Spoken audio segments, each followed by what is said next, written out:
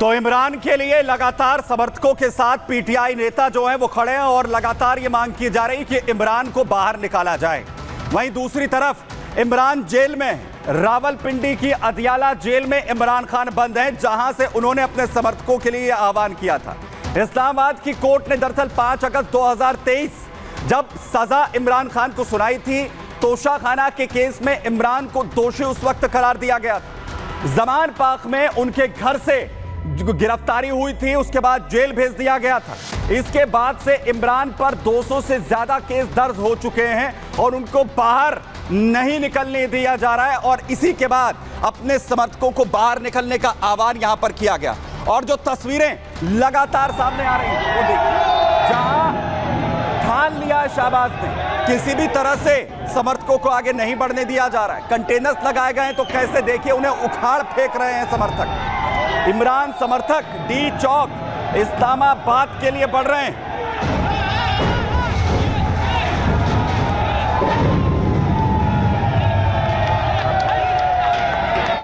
वहीं दूसरी तरफ समर्थकों को रोकने के लिए कैसे पैलेट्स गन का इस्तेमाल हो रहा है। जो टीयर बम हैं वो लगातार दागे जा रहे हैं, आंसू गैस के गोले लगातार दागे जा रहे हैं, जिससे ये समर्थक आगे ना बढ़ सके।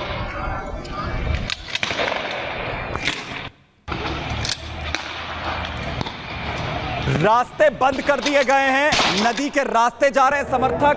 दूसरी तरफ आप देखिए कैसे ये समर्थकों को रोकने के लिए आंसू गैस के गोले दागे जा रहे हैं, कंटेनर्स पर चढ़े हुए हैं, यानी हर हाल में इस्लामाबाद पहुंचना है।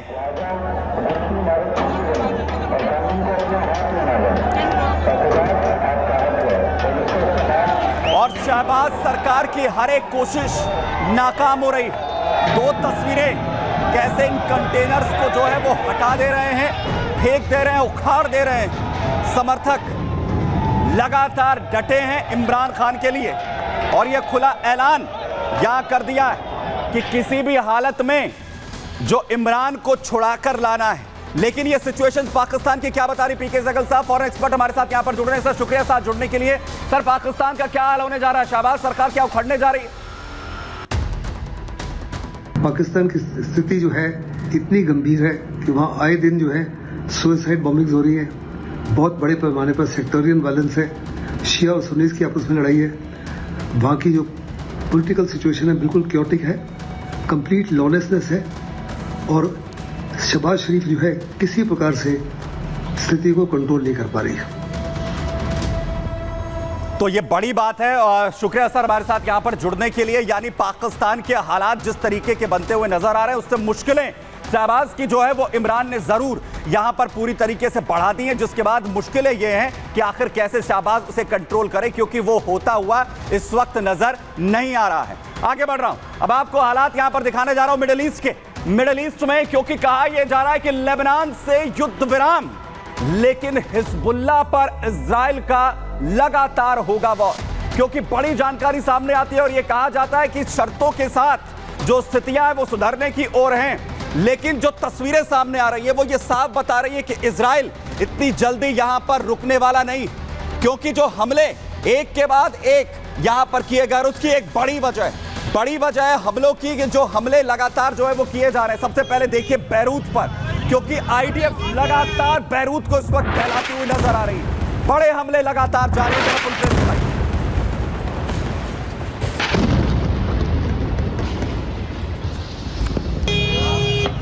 एयर स्ट्राइक्स लगातार की जा रही हैं और यह कहा जा रहा था कि अब युद्ध विराम की स्थिति आएगी और यह मजबूरी हो गया है हिजबुल्लाह का लेबनान की कि युद्ध विराम के हालात हों। दूसरी तस्वीर आपको दिखाता हूं कैसे कमांडर्स के जो घर हैं वो निशाने पर, एक कमांडर हिजब का जिसे टारगेट करते हुए उससे पूरे घर को यहां पर ध्वस्त कर दिया गया।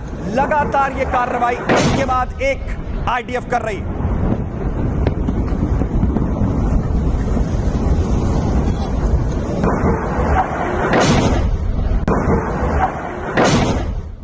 जहां बैरूत पर लगातार बारूद बरस रहा है। एक और तस्वीर दिखा रहा हूं ये स्ट्राइक के जरिए, आखिर कैसे जो बारूद है वो बरसाया जा रहा है। बम लगातार इस वक्त बैरूत पर बरस रहे हैं और इसी के साथ ये कहा जा रहा है कि अब मजबूरी हो गया है कि किसी भी तरह जो हमले हैं वो रुके।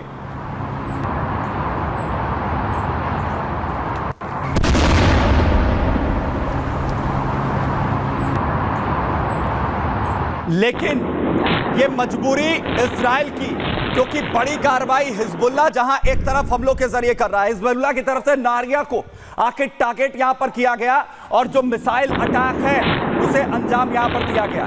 हिजबुल्लाह की तरफ से नारिया पर ये बड़े हमले किए गए। लगातार जो हमले एक के बाद एक किए जा रहे हैं और 4 तस्वीरें देखिए आप, जहां हिजबुल्लाह के कमांडर पर बड़ी कार्रवाई होती है, बैरूत पर बड़े एक्शन लगातार इजराइल के जारी हैं। वहीं दूसरी तरफ हिजबुल्लाह भी टारगेट कर रहा है, नारिया पर बड़े अटैक एक के बाद एक। लेकिन बैरूत में जो तमाम ठिकाने हैं उन पर एक्शन लगातार यहां पर जारी है।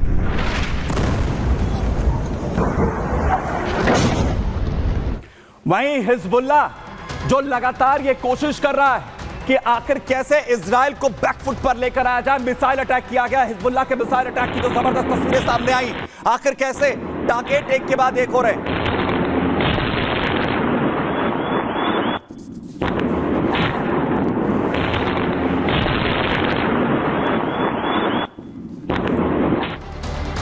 और वहीं बड़ा दावा यह किया गया अमेरिका की तरफ से कि जो शर्तें हैं वो लगभग फाइनल यहां पर हो चुकी हैं और अब लेबनान के साथ समझौता भले ही हो जाए, लेकिन इजराइल ने यह साफ कर दिया है कि हिजबुल्लाह को दहलाना नहीं छोड़ेंगे। जरा देखिए।